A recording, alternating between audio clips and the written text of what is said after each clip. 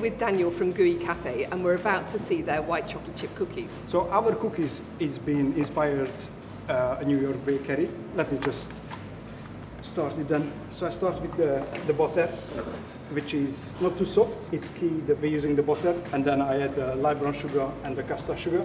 So you're using the brown sugar in there to add extra flavour, more caramelised flavours? An extra flavour and also the moist.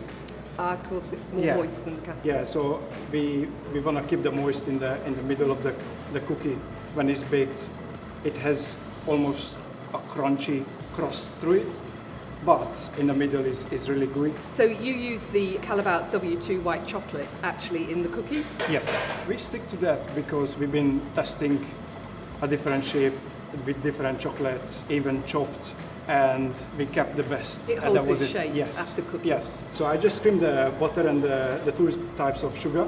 I'm gonna add the vanilla essence, which I think again something what you shouldn't miss out from the chocolate chip cookie, and the whole eggs just bit by bit. It's asking for full attention, especially when we start to add the eggs. So we don't wanna obviously over mix it, which would cause a flat cookies. So we're not mixing the chocolate all the way through. Oh, okay. We leave in the very last step. So we definitely want to maintain the colors in one and not crushed. You don't get broken at all. And so I'm just going to add my dry ingredients at once. Also, again, just gently.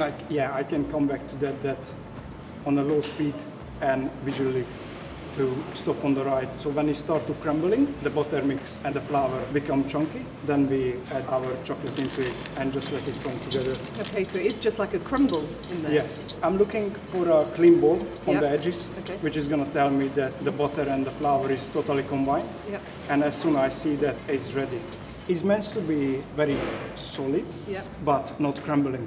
Yeah. And that's the key. So you can see it really molds together well. To shape our unique shape and then maintain all the way it bakes. So I'm just gonna bring this out on the table to work it together. We divide them in equal amount. If we would bake now, it would be still a nice cookies, but would be a different shape. We wanna maintain uniform shape. And so we rest it overnight. Okay. Or a very minimum couple of hours, which is room temperature or in the fridge? No, in the fridge. Between, I would say, 2 to 5 degrees. So all the butter, all the eggs has enough time to come to know each other, and then... Yeah, so you're really letting everything hydrate. Yes. So that when we cook it later on, it's going to stay harder, not flop. Yes.